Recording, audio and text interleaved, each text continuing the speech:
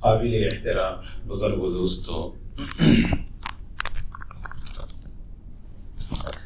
سیدنا عبداللہ ابن عمر رضی اللہ تعالی عنہما کی یہ روایت ہے، فرماتے ہیں کہ کنا قعودا عند النبی صلی اللہ علیہ وسلم، ہم لوگ حضور اکرم صلی اللہ علیہ وسلم کی مجلس میں بیٹھے ہوئے تھے۔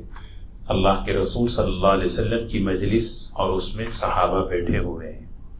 سیدنا عبداللہ ابن عمر رضی اللہ تعالیٰ عنہما فرما رہے ہیں، فذکر الفتن، اللہ کے رسول صلی اللہ علیہ وسلم نے اس مبارک مجلس میں فتنوں کا ذکر فرمایا۔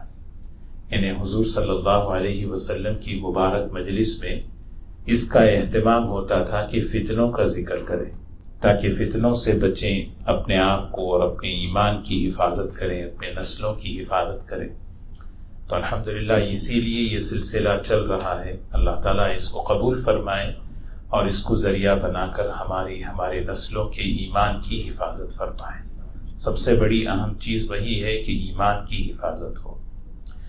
تو اللہ کے رسول صلی اللہ علیہ وسلم اس کا بہت اہتمام فرما رہے ہیں کہ فرماتے ہیں عبداللہ ابن عمر رضی اللہ تعالی عنہما کہ ہم بیٹھے ہوئے ہیں حضور اکرم صلی اللہ علیہ وسلم کی مجلس میں اور آپ نے فتنوں کا ذکر فرمایا، پھر فرمایا فَأَكْثَرَ فِي ذِكْرِهَا، ایسا نہیں بس سرسری کہہ کے آپ آگے بڑھ گئے، فَأَكْثَرَ فِي ذِكْرِهَا، ان فتنوں کو آپ نے کثرت سے بیان فرمایا، اس کی قسموں کو، اس کی شکلوں کو، اس کی صورتوں کو، کس کی صورت سے میری امت پر فتنے آئیں گے، کیسے اس سے بچنا ہے، یعنی کثرت، کیونکہ آپ کا زمانہ آخری زمانہ ہے اور اس امت کو اللہ تعالیٰ نے جو زمانہ عطا فرمایا وہ آخری زمانہ دیا ہے، اور آخری زمانے کی ایک خصوصیت فتن ہے۔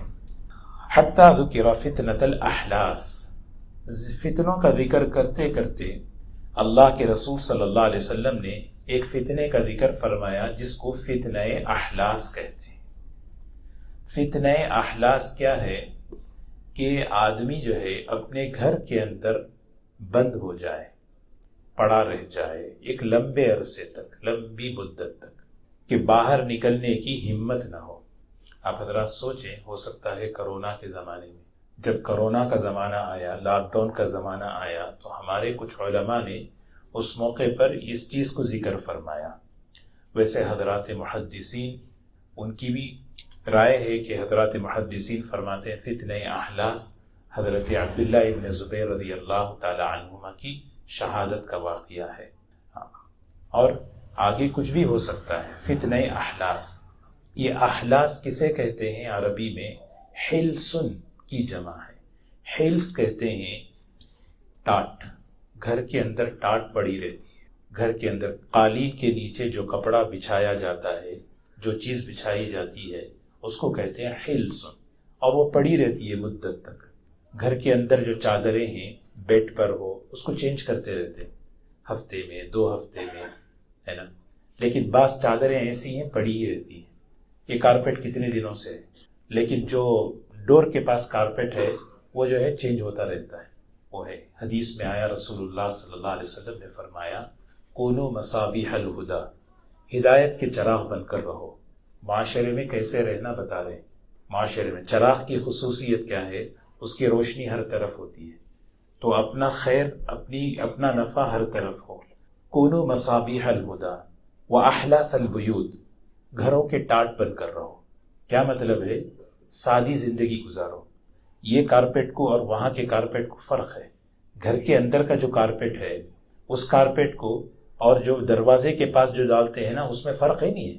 ہاں، وہ $10 میں ملتا ہے، یہ جو ہے 200 میں ملتا ہے نا، فرق دیکھیں۔ کیا مطلب ہے؟ سادگی کی زندگی گزارو، قناعت کی زندگی گزارو۔ احلاس البیوت وینابیع الحکم، حکمت کی باتیں زبان سے، حکمت کے چشمے بنو، حضور صلی اللہ علیہ وسلم کی۔ تو میں عرض یہ کر رہا تھا کہ فتنۃ الاحلاس، اس کا ایک معنی یہ ہے کہ گھر کے اندر پڑا رہنے والا پرانا کپڑا، وہ پڑا ہی رہتا ہے۔ تو یہ فتنہ ایسا میری امت پر آئے گا، وہ پڑا ہی رہے گا، فتنہ جانے کا نام ہی نہیں لیتا۔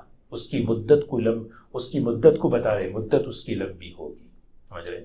اور یہاں دوسری بات علماء نے یہ بھی فرمائی ہے، بڑی بہترین بات، عام طور پر جو نچلا کپڑا ہوتا ہے، وہاں کا جو کارپیٹ ہوتا ہے وہ میلا ہوتا ہے، تو ایک زمانہ ایسا آئے گا، فتنۃ الاحلاس کا مطلب ایمان والوں کے دلوں میں میلا پن آ جائے گا، گدلا پن آ جائے گا، ان کے اخلاق میں، ان کے خلوص میں، ان کی نیتوں میں۔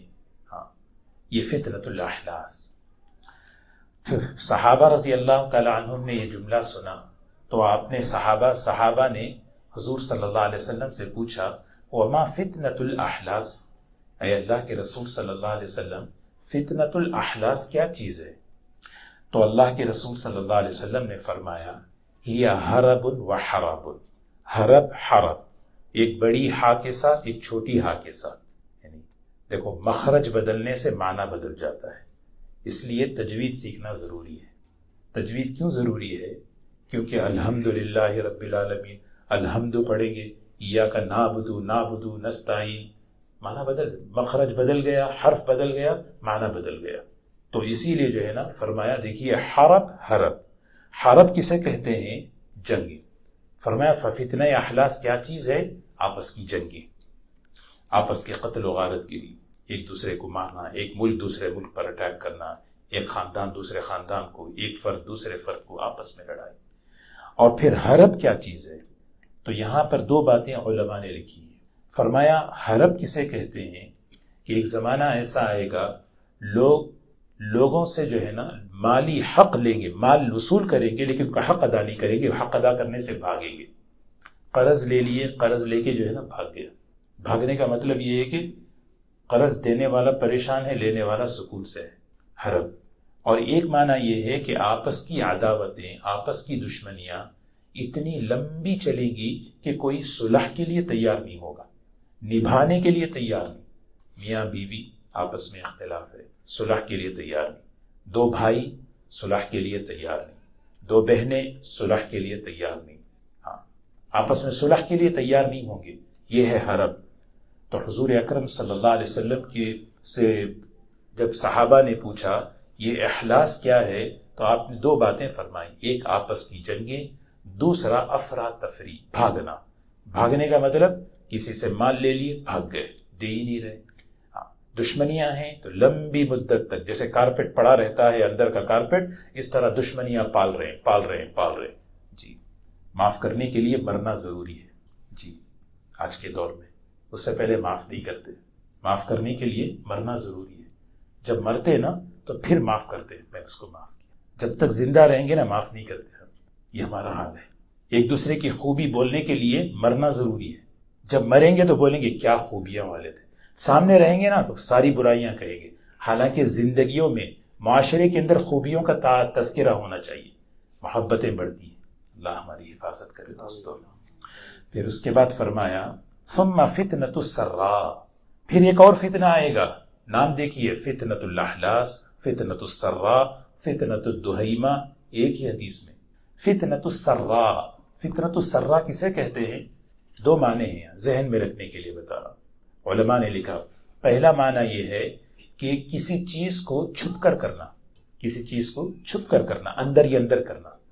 ہاں، ظاہر میں ایک، اندر ایک، یعنی سامنے سے جو ہے نا خیر خواہ بننا، بھئی میں تمہارا دوست ہوں، اندر سے جو ہے نا کیا کرنا؟ پلاننگ کرنا۔ ہاں، نفاق کا فتنہ، فتنۃ السراء، سرا کے معنی پوشیدگی، عربی میں اس کا معنی ہے پوشیدگی، چھپنا۔ ہاں، نام اسلام کا ہے لیکن اندر اسلام کو کھوکھلا کیا جا رہا ہے۔ نام مسلمان ہے، غلام احمد، کیا نام دیکھو نا، احمد نام، لیکن کتنا اسلام کو اور مسلمان کو نقصان پہنچایا۔ وہ اندر سے اندر ہی اندر اسلام اور مسلمانوں کو کھوکھلا۔ ہاں، کیسے ترتیب بنائی اس نے؟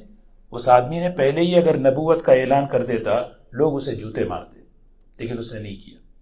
اس نے کیا؟ پہلے جو ہے نا مناظرہ کیا، عیسائیوں سے، آریہ سماج والوں سے مناظرہ، پھر مناظر اسلام، لوگوں میں جو ہے ڈھاک بٹھایا، دیکھو میرا علم، پھر مجدد ہونے کا اعلان کیا، مہدی ہونے کا، عیسیٰ ہونے کا، پھر ہوتے ہوتے آخر میں کہا میں نبی ہوں۔ نام کیا ہے؟ نام دیکھو کہ تو یہ فتنۃ السراء، ظاہر میں بہت اچھا، یہ وہ تو میں ایک مثال دیا، لیکن کیا ہے، ایک حسن بصری رحمۃ اللہ علیہ کے سامنے ایک آدمی آیا، آ کر بہت تعریف کر رہا تھا بہت تعریف، یعنی حد سے زیادہ لمٹ کراس کر دیا تعریف میں۔ حضرت نے فرمایا جو تو بول رہا ہے وہ میں نہیں ہوں، اور جو تیرے دل میں ہے وہ بھی میں نہیں ہوں۔ اس کے بارے میں پتا تھا انہیں کیا پیچھے بولتا ہے، جو تو بول رہا ہے وہ میں تو ہوں نہیں، لیکن جو تیرے دل میں ہے نا وہ بھی میں نہیں ہوں۔ تو اس لیے دوستو اللہ ہماری حفاظت فرمائے ظاہر و باطن کے فتنے سے۔ بالکل کھلی کتاب ہونا چاہیے۔ اللہم طہر قلبی من النفاق۔ نفاق بہت بڑا فتنہ ہے۔ نفاق کیا ہے؟ ظاہر میں بالکل یقولون بافواہہم ما لیس فی قلوبہم، زبانوں سے جو کہتے ہو دل میں وہ نہیں ہے، دل میں، کیونکہ اللہ دلوں کو دیکھتے ہیں۔ ہاں، اس لیے یہ سب چیزوں سے ہمیں بچنا ہے۔ ہاں، اس فتنے میں نہیں آؤں، میری عقل، میرا دین، میں اس فتنے کا سے اثر نہ لے، بس یہ چیز ہے۔ پھر حضور صلی اللہ علیہ وسلم نے دوسری بات، فتنۃ السرا، سرا کا ایک معنی خوشحالی، یعنی خوش، فتنۃ السرا فتنۃ الضراء، فتنۃ الضراء کے معنی مصیبت کا فتنہ، کسی پر بیماریاں، پریشانیاں، یہ بھی ایک فتنہ، آزمائش ہے۔ اس میں آدمی کیا کرتا ہے؟ اللہ سے شکایتیں کر دیتا ہے، اللہ حفاظت فرمائے۔ فتنۃ السرا وہ کیا ہے؟ ایسی خوشحالی آئی، نعمتوں کی فراوانی آئی، نعمت دینے والے کو ہی بھول گیا، تو اس فتنے میں چلا گیا۔ اسی لیے نعمتوں کے ملنے پر اترانا نہیں، مصیبتوں کے آنے پر مایوس نہیں ہونا، اور مایوس ہو کر شکایت نہیں کرنا۔ اللہ تعالیٰ قرآن میں ہی فرماتے ہیں لِكَيْ لَا تَأْسَوْا عَلَى مَا فَاتَكُمْ وَلَا تَفْرَحُوا بِمَا آتَاكُمْ، جو تمہیں دیا گیا اس پہ اتراؤ مت، اور جو تم سے لے لیا گیا اس پہ جو ہے افسوس مت کرو۔ ہاں، اس پہ افسوس مت کرو۔ یہ ہاں، کیونکہ دنیا کیا ہے؟ وَبَلَوْنَاهُمْ بِالْحَسَنَاتِ وَالسَّيِّئَاتِ، یہ امتحان کی جگہ ہے۔ یہاں پہ یہاں اس لیے صحابہ بڑی عجیب بات کہتے تھے، اللہ نے ہمارے دو امتحان لیے، ایک تو جو ہے نا مشکلات کا امتحان، تکالیف اور مشقت، ہاں اس میں اللہ نے ہمیں کامیاب کر دیا، لیکن ابتلینا بالسراء، مال کا فتنہ آیا، خوشحالی کا دور آیا، فصعوبت علینا، وہ بھاری پڑ گیا ہم پہ۔ آج ہم کیا کرتے ہیں؟ یا اللہ سب کچھ ہمیں دے دے، بس ہم تیرے ہو جائیں گے بعد میں۔ وَمِنْهُمْ مَنْ عَاهَدَ اللَّهَ لَئِنْ آتَانَا مِنْ فَضْلِهِ لَنَصَّدَّقَنَّ وَلَنَكُونَنَّ مِنَ الصَّالِحِينَ۔ اللہ قرآن میں کہہ رہے ہیں، وہ ایک آدمی تھا ثعلبہ، یا اللہ مجھے اچھا اپنا فضل دے دے، میں نیک بن کر رہوں گا، نیک بن کر رہوں گا۔ فَلَمَّا آتَاهُمْ، جب اللہ نے اس کو دیا، اس آدمی کو دیا اللہ نے، بخلوا بِهِ، اللہ نے مال دیا، زکوٰۃ کا حکم آیا، اور زکوٰۃ کا جب حکم آیا حضور صلی اللہ علیہ وسلم نے بھیجا جاؤ ثعلبہ سے مال لے کر آؤ زکوٰۃ، تو وہ صحابی پہنچے، زکوٰۃ کا حکم سنائے اللہ کے رسول صلی اللہ علیہ وسلم نے، کیا زکوٰۃ؟ یہ میرا ہے، یہ میرا ہے، یہ میرا ہے، میں نہیں۔ تو حضور صلی اللہ علیہ وسلم جو ہے نا، وہ صحابی آ گئے، کہنے لگے یا رسول اللہ صلی اللہ علیہ وسلم انکار کر رہے ہیں۔ تو آپ نے اس وقت جملہ کہا یا ویح ثعلبہ، ثعلبہ پہ افسوس ہے، ثعلبہ پہ ہلاکت ہے، ثعلبہ پہ افسوس ہے۔ نہ حضور صلی اللہ علیہ وسلم نے قبول کیا، نہ حضرت ابو بکر رضی اللہ عنہ کسی نے قبول نہیں کیا۔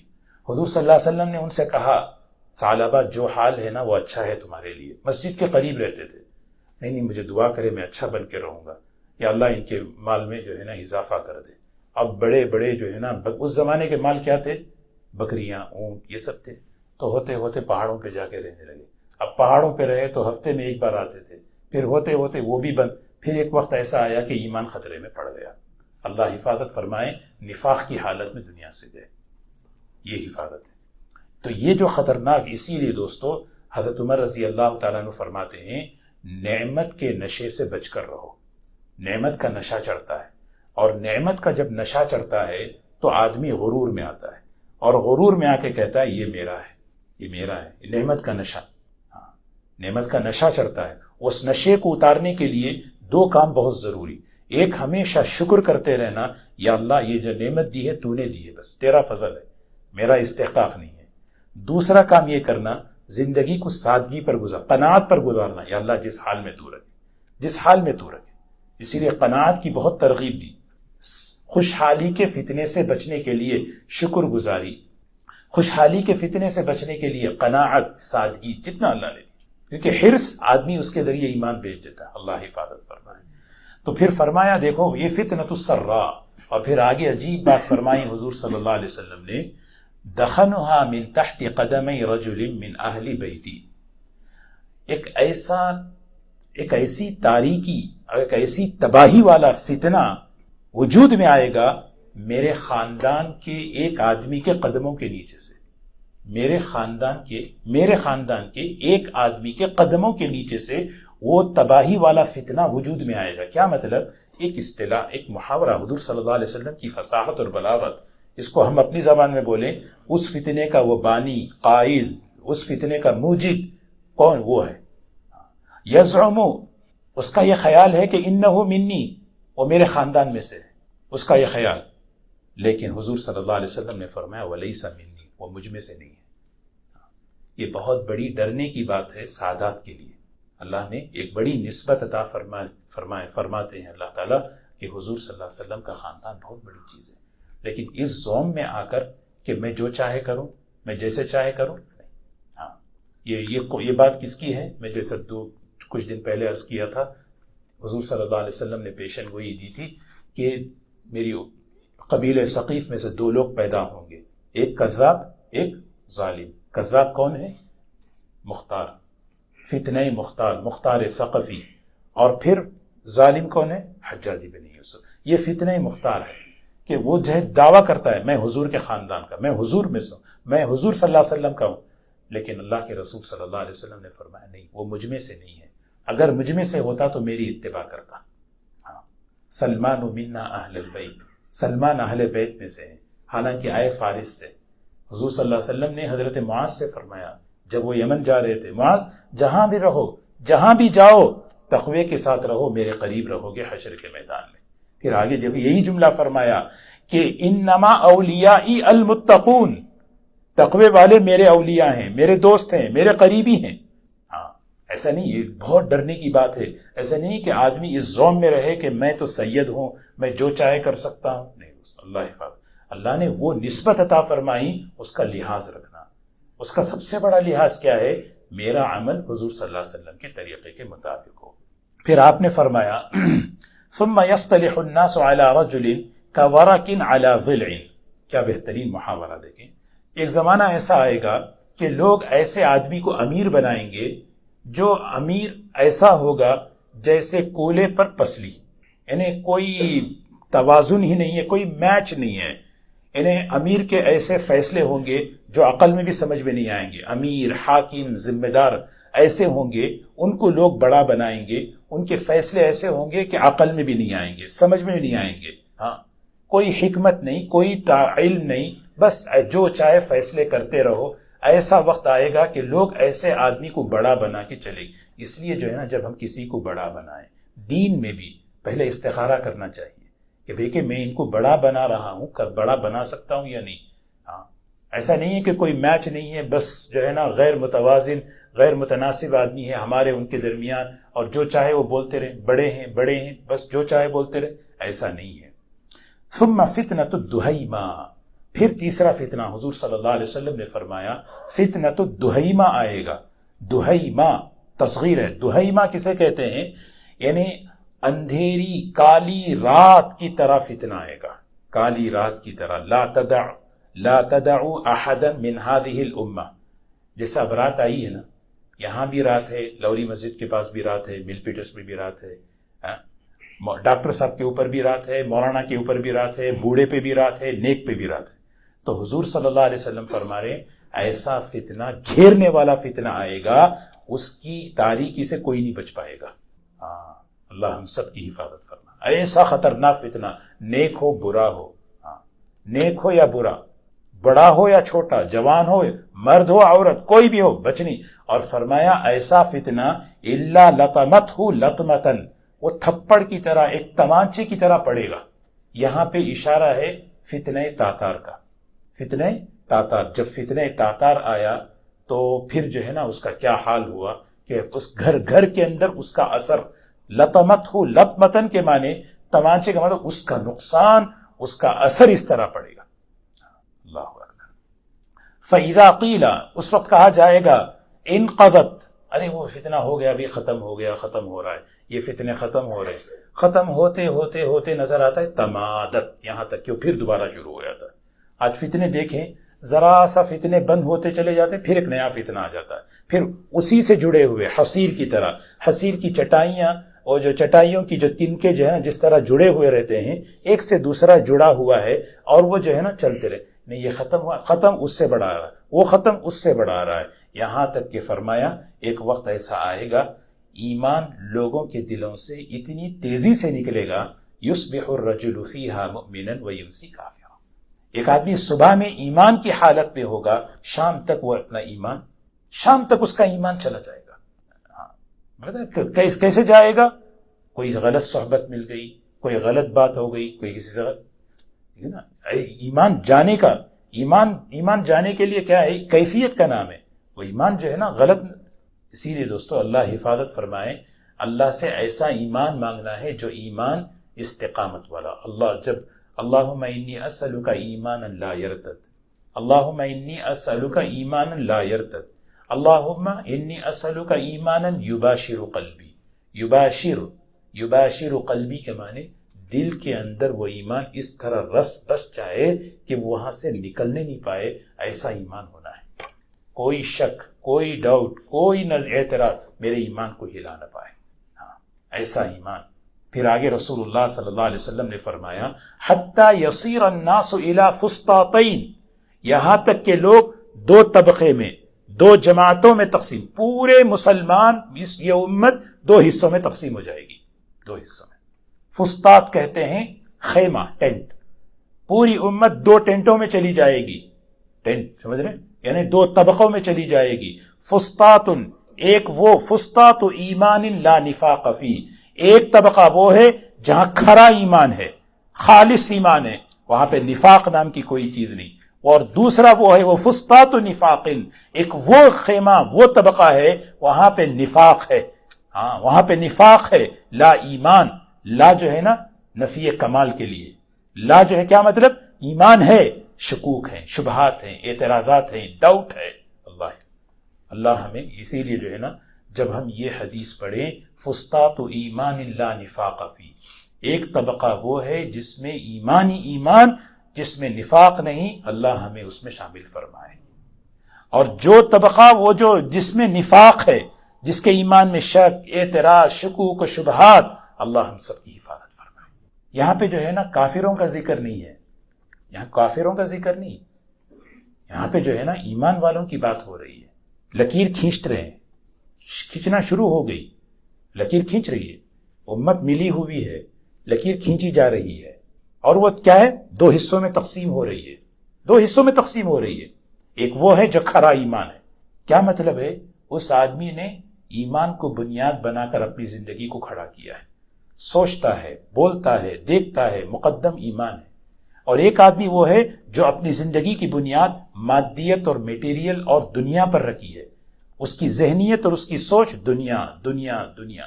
اسی لیے دوستو سب سے بڑا جو فتنہ ہے نا یہ ہے، ظاہری اعتبار سے آدمی میں دینداری ہے، نماز پڑھتے ہیں، قرآن پڑھتے ہیں، لیکن ذہنیت، مینٹالٹی، سوچ وہ جو ہے نا بدل گئی، گناہ والی، خواہشات والی، آزادی والی۔ میں نماز پڑھ رہا ہوں لیکن اندر سوچ کیا ہے؟ اندر سوچ یہ ہے نہیں، اندر سے اندر ہی اندر شکوک ہے، نہیں سود نہیں چل سکتا ہے، سود کے بغیر نہیں چل سکتا ہے، اس وقت فلاں کے بغیر نہیں ہو سکتا۔ نماز بھی پڑھ رہا ہوں میں روزہ بھی رکھ رہا ہوں، عمرے پہ بھی جاتا ہوں، لیکن اندر ہی اندر کیا چل رہا ہے؟ نہیں اس زمانے میں جو ہے نا کمپرومائز کرنا پڑے گا، بھائی نہیں یہ تو مشکل ہے۔ اللہ حفاظت فرمائے۔ یہ جو ہے نا اس کو کیا کہتے ہیں؟ اس کی ذہنیت بدل رہی ہے، اس کی سوچ بدل رہی ہے۔ اسی لیے دوستو ذہنیت کو دیندار، دینی بناؤ، ہماری ذہنیت دینی بنے، ہماری سوچ دینی بنے۔ دینی سوچ بننے کا کیا مطلب ہے؟ میرا اللہ کس چیز سے خوش ہوتا اور اللہ کیا چاہتے ہیں، یہ اس کو سوچنے کا نام دینی سوچ ہے۔ 24 گھنٹے میں کیا بھی کام کر لیں، ایک چیز سوچیں، اللہ کیسے خوش ہوتے ہیں اور میرا اللہ کیا چاہتا ہے، یہ سوچ بننے کا نام دینی سوچ ہے۔ اور جب یہ سوچ آئے گی نا پھر اللہ اس بندے کی رہبری کریں گے قدم قدم پر، وَمَن يُؤْمِن بِاللَّهِ يَهْدِ قَلْبَهُ، اللہ اس کے رہبری کریں گے، اس کے دل میں گائیڈنس ڈالیں گے، بھئی یہ کریے یہ کریے۔ اس لیے بہت ضروری ہے اللہ ہمارے ایمان کو خالص فرمائے، نفاق سے پاک فرمائے۔ ہاں یہ کیونکہ فرمایا یہ لکیر کھینچ رہی ہے، فسطاط ایمان و فسطاط نفاق، میں کہاں جاؤں، میں کس میں رہوں، میری نسلیں کس میں رہیں، بس میری نسلیں۔ آج ہم لوگ دین پڑھانے کا نام کیا سمجھتے ہیں معلوم؟ عام طور پر آج امت ذہن یہ بنائی ہے بچوں کو دین پڑھانے کا مطلب 10-11 سال تک ان کو مکتب میں بھیجو اور فارغ کر دو، بس ہم نے دین پڑھا لیا۔ حالانکہ جب اس کی سوچ ڈیولپ ہوتی ہے، جب اس کی سوچ میچور ہوتی ہے، اس وقت جب کراس کوسچنز آتے ہیں نا، اس وقت ہم اگر اس کو صحیح تربیت نہیں دیں گے۔ اسی لیے جو ہے نا، علم حاصل کرنے کے لیے ایج نہیں ہے، بچپن سے علم حاصل کرنا شروع کرو، اور ہم سب جتنے بھی بیٹھے ہیں 70 سال تک طالب علم بن کر رہنا، ہم سب طالب علم۔ ایسا نہیں ہے حضور بھائی تم جو ہے نا 10 تک، یہی وجہ ہے آج دیکھیں ایک ایج لمٹ ہم نے طے کر لی، اس کے بعد کی جو ایج لمٹ ہے اسپیشل خاص طور پہ جو ٹین ایج ہے، اس ایج میں ہمارے پاس الحمدللہ یہاں پر اللہ کا شکر ہے، لیکن عام طور پر جو میں بات کر رہا ہوں، اس وقت اگر ہم بچوں کو صحیح موقع پر اگر ہم صحیح کام نہیں کریں گے، 25 کے ہیں وہ لوگ بھی، کیونکہ آج کل فتنے جو ہے نا جس طوفان کی طرح آ رہے ہیں، ہم جو ہے نا اس کا مقابلہ ہم اس چیز سے نہیں کر سکتے۔ اس لیے جو ہے نا ہم میں سے ہر ایک علم کا محتاج، صحیح علم کا محتاج، صحیح فہم کا محتاج، کہ میرا فہم صحیح ہو، میرا علم صحیح ہو، ورنہ جو ہے کیا ہوگا، نہیں الحمدللہ ڈن، بچہ قرآن ختم کر لیا، پارٹی ہو گئی، گفٹ ہو گئے، اب ہو گیا، اب اسکول پڑھیں گے۔ اب بچہ جب جائے گا ہائی اسکول میں، کالجز میں، وہاں پہ جب شکوک و شبہات آئیں گے تو پھر سب سے پہلے وہی ہوگا، یصبح الرجل مومنا یمسی کافرا، صبح میں مومن شام میں ایمان بیچ دے گا۔ آج ہو رہا ہے ارتداد شروع کہاں سے ہوتا ہے؟ فکر بدلتی ہے، سوچ بدلتی ہے۔ نماز بھی پڑھ رہے ہیں، روزہ بھی رکھ رہے ہیں، ہم خوش ہیں بھی نماز پڑھ رہا ہے، ارے اس کی سوچ کیا ہے، اس کی ذہنیت کیا ہے، وہ چیز اہم ہے۔ اس کے لیے جو ہے نا اس کا حل ہی کیا معلوم؟ اس کا حل ایک ہی ہے کہ ہم جو بھی ہیں، جس ایج میں بھی ہم ہیں، ہم علم دین کے محتاج بن کر رہے ہیں۔ پھر حضور صلی اللہ علیہ وسلم نے فرمایا، دیکھیے بڑی بات ہے کہ ایک ایمان کا اور ایک نفاق کا، دو ہی خیمے، دو ہی ہیں۔ فَإِذَا كَانَ ذَلِكَ، جب ایسی حالت آئے گی نا، فَانْتَظِرُوا الدَّجَّالَ، دجال کا انتظار کرو۔ اب دجال کا انتظار، یہ وہ دور ہوگا جو حضرت مہدی کا دور ہوگا، کیونکہ حضرت مہدی رضی اللہ تعالی عنہ کے 5 سال یا 7 سال کے بعد دجال کا جو ہے نا خروج ہو جائے گا۔ پھر فرمایا فَانْتَظِرُوا الدَّجَّالَ مِنْ يَوْمِهِ أَوْ مِنْ غَدِهِ، بس ایسے حالات آئیں گے نا تو پھر اسی لیے حضرت مہدی کے دور میں خالص، وہ حضرت مولانا سجاد صاحب دامت برکاتہم، ان کی ایک کلپ کچھ دن پہلے آئی تھی، بڑا عجیب جملہ انہوں نے فرمایا، 2-3 باتیں انہوں نے فرمائی۔ سب سے پہلی بات انہوں نے فرمائی، غور کرنے کی ہے، یہ دور چھٹائی کا دور ہے۔ چھٹائی سمجھتے نا، وَلِيُمَحِّصَ اللَّهُ الَّذِينَ آمَنُوا، لِيَمِيزَ اللَّهُ الْخَبِيثَ مِنَ الطَّيِّبِ، چھٹائی کر رہے ہیں، ایمان اور نفاق، خالص ایمان چاہیے، کھرا ایمان چاہیے، شکوک و شبہات سے، یہ خالص، کیونکہ اللہ تعالیٰ اس وقت عالم کے نظام کو بدل رہے ہیں۔ حالات جو چل رہے ہیں، یہ حالات اسی لیے ہیں کہ بدلنے کے لیے۔ رات کیوں آئی ہے؟ رات اس لیے آئی ہے کہ صبح کی خوشخبری دے رہی ہے، بھی صبح آنے والی ہے۔ حالات مخلوق ہیں، حالات بدلتے ہیں، ایسا نہیں کہ اب ایسے ہی چلیں گے، حالات بدلیں گے۔ رات آنے کا مطلب صبح آنے کا ہے۔ یہ اتنے دنیا میں حالات ہیں، یہ حالات آگے اس امت کو کس رخ پر لے جا رہے ہیں؟ اس رخ پر لے جا رہے ہیں، ایک طرف خالص ایمان، ایک طرف خالص نفاق ہوگا۔ اب اس وقت ہمارا مسئلہ ہوگا کہ میں کس کشتی میں سوار، میری نسلیں کس کشتی میں سوار۔ اس لیے دوستو اللہ ہماری نسلوں کی حفاظت فرمائے۔ ایمان لوٹا تو سب لوٹا سمجھے، ایمان گیا سب گیا، ایمان بچا سب کچھ بچ گیا، سب کچھ بچ گیا۔ اللہ ہم سب کو ہماری نسلوں کو ایمان پر ثابت قدم فرمائے۔ جمعہ کا دن ہے، اہتمام سے جو ہے نا سورہ کہف کی تلاوت کریں۔ سورہ کہف کی ابتدائی 10 آیتیں، آخری 10 آیتیں روزانہ پڑھتے رہیں، اور جمعہ کے دن اہتمام کے ساتھ سورہ کہف پڑھیں۔ اللہ دجالی فتنوں سے اللہ ہماری حفاظت کرے گا، اور درود شریف کا اہتمام کریں۔ ایک بہت بڑے اللہ والے بڑی عجیب بات فرماتے ہیں، جیسے اس زمانے کا جو سب سے بڑا جو چیلنج ہے نا، شکوک و شبہات کا فتنہ ہے نہیں، ڈاؤٹ سے۔ خود ہم بچے ڈر کے نہیں بولتے، بچے اس لیے نہیں بولتے کہ بولتے ہیں کہ یہ ان کو کچھ سمجھ میں نہیں آتا، وہ آپس میں ڈسکس کرتے رہتے۔ بڑوں میں بھی شکوک ہیں، چھوٹوں میں بھی ہیں، چھوٹوں میں زیادہ ہیں۔ اس کا حل کیا ہے؟ اس کا حل یہ ہے کہ شرح صدر سمجھتے کہ کسی چیز پر دل مطمئن ہو جائے۔ اللہ افمن شرح اللہ صدرہ للاسلام، اسلام پر شرح صدر ہو جانا، جو میں کر رہا ہوں نہیں بالکل یا بس یہی ہے اصل. اور یہ چیز آنے کا ایک بڑا راستہ کیا ہے؟ درود شریف ہے. درود شریف کے جتنے فضائل ہیں سب افسر آنکھوں پر، لیکن ایک بڑی برکت یہ ہے جو آدمی درود شریف کا اہتمام کرتا ہے اللہ اس کے دل کو شرح صدر کی دولت دیتے ہیں. ہاں، وہ دین پر جو ہے نا اطمینان، رضیت باللہ ربا، وہ راضی رہتا ہے اسلام ہی میرا دین، اللہ ہی میرا رب، نبی صلی اللہ علیہ وسلم ہی میرے نبی ہے، محمد صلی اللہ علیہ وسلم میرے نبی. پھر شرح صدر آ جائے نا، پھر دنیا کا کوئی فتنہ اسے ہلا نہیں سکتا. اللہ ہمیں عمل کی توفیق نصیب فرمائے.